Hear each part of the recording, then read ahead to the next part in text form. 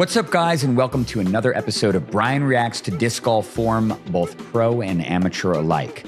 I've actually been wanting to cover KristIn's form for a long time because she is a really interesting study in tremendous athleticism and physicality, coupled with some hyper-specialized inefficiency.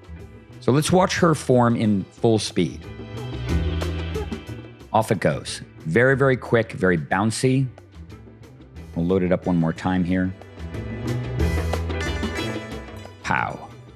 How fast do you reckon KristIn Lätt throws a backhand? When I watched her throw a bunch of times in competition, I actually had no idea how fast she threw, but I paid attention to where KristIn's disc tended to land, and I noticed something consistent. She doesn't throw as far as some of her other competitors, which means that she's probably throwing the disc slower. When I finally got to see a radar on her mechanics, the result was generally 59 to 61 miles an hour, which is a concerning thing because we're playing in a sport that's rapidly evolving. And there are many, many women coming up through the rankings who throw 60 as a baseline and are capable of throwing 65 miles an hour, which could be very problematic if she wants to continue to stay on top of the division. So why is KristIn Tattar, despite her incredible athletic stature, her overall strength, why is she throwing the disc only 60 miles an hour? Let's see if we can figure that out. So here's the beginning of KristIn's mechanics here, and I have to expect that she's throwing just a flat shot. The first thing I notice about her is that her eyes are not dead straight. They're not forward. Why is she looking down at the ground? She's looking right there. She's not looking down here. The way that you see in the intensity of so many other athletes that throw the disc a long way. Why is she looking down at the ground? My suspicion is that this is an unconscious habit that became part of her biomechanics as she began to really learn the sport in earnest when she was 22 years old as an adult. I've talked about this a ton. There are all sorts of algorithmic behaviors that adults have that show up in their backhand biomechanics that you don't see in children. This is one of them. Why is KristIn looking down at the ground?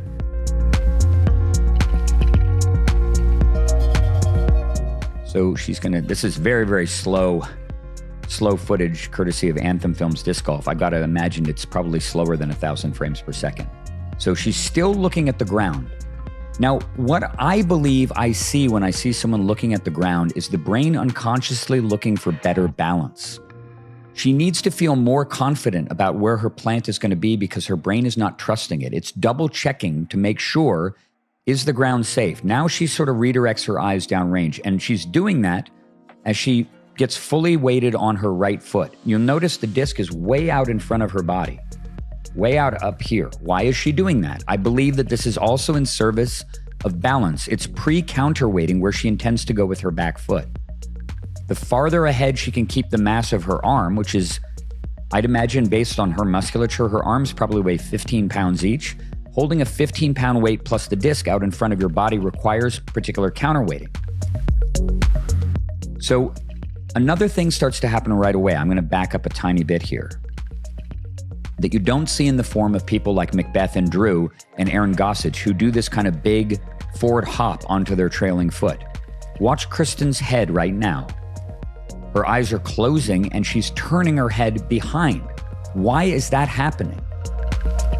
Her head is rotating this way while she is still jumping into her back foot. She's actually beginning to load her body without anything to resist her. Winding up your body without a point of resistance is kind of futile. It's just a bunch of wasted energy. It's one of the reasons why you can backload your body all you want. You can reach back all you want, but if you don't brace, it's not going to generate any more force. KristIn is rotating her head around in advance of landing fully on her back foot, which is something that I, as a coach, recognize as inefficient form. She's beginning to counterweight unconsciously with her head because her body is moving into an off-balance position during her footwork. Let's see if that bears out as we continue. So by the time KristIn touches down onto the ground, look at her shoulders. They've already turned back a lot. In most pro positions, looking at Gossage or Macbeth or Drew, they are looking fully straight ahead at this point. Their gaze is fixated on the target. Their shoulders are still completely parallel to their hip line. They've not begun to backswing. KristIn is backswinging because she is needing to counterweight for being slightly off balance in this position. So now she's fully on her back foot, and this honestly looks like a pretty strong position. Now she's settled down. And you can see her continuing to wind the torso as she loads her body into this back hip. She's got this beautiful line right here through the pelvis, although the knee is not bending as much as you often see in people who are preparing to weight shift. And you're going to see in a second exactly why that is. So her left arm is stationary. That's as far as she's going to load her torso, and she has a really beautiful offset here. Pelvic line is there, shoulder line is there. They're almost at perfect offsets, which is very, very close to ideal. So she's setting her body up beautifully to land down into the heel, drive this leg inwardly, weight shifting aggressively into the brace, and then pulling on the disc with all of her might as her right leg begins to extend to rotate her pelvis ahead of all of the upper body mechanics. And here is where the biggest flaw of all occurs in KristIn's biomechanics. See if you can spot it. All right, let's look at that again. She's right here. She touches down, and the throw happens. Except there's a big problem here. And if you're familiar with the biomechanics, you'll immediately see it. KristIn is rotating. She's beginning to throw the disc before her foot is on the ground. She's already beginning to rotate her body forward before there's anything to resist it. You can see it very clearly here. Just as the barest edge of her instep of her brace leg is coming down, the disc has begun to move. And it's not just begun to move, but her arm has begun to swoop upward. I'm going to turn sideways to show the consequences of this. We established with other people that you want to be in a powerful pulling position the whole time, and you want your right leg to be leading the swing. You want to be strong against the disc the whole way. Anytime you start to get exterior rotation, supination in this arm, you get weaker. Your arm can't pull nearly as strong in that direction. KristIn is pulling on the disc with her elbow down and the crook of her arm pointing up in the air. Her palm is basically up too. And she's doing this before she's on the ground with her right foot.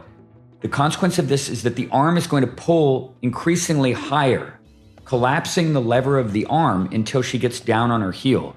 And lo and behold, that exact thing happens. Look at the disc swooping up, up, up, up, up, completely up here.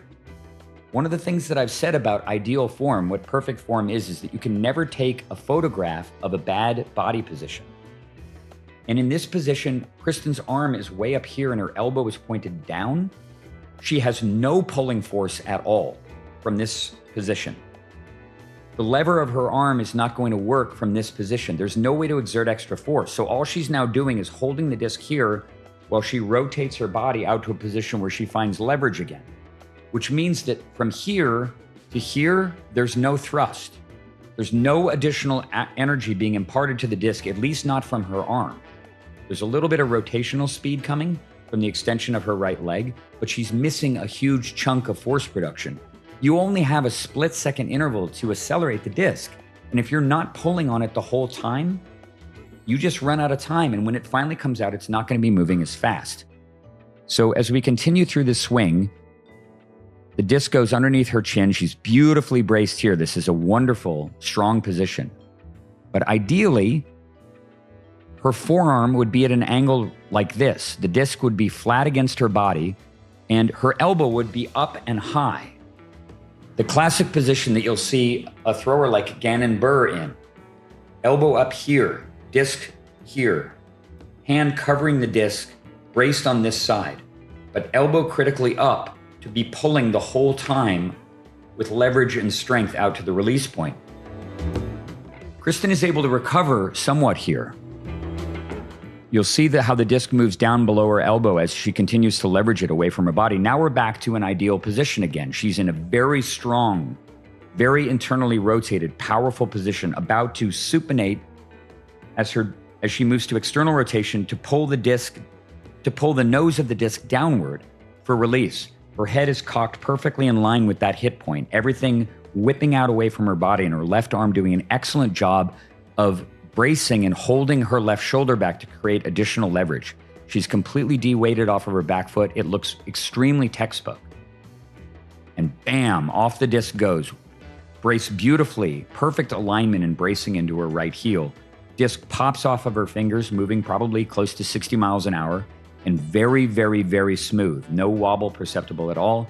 She spins and follows through, dynamically balanced on that brace heel. Beautiful balletic follow through.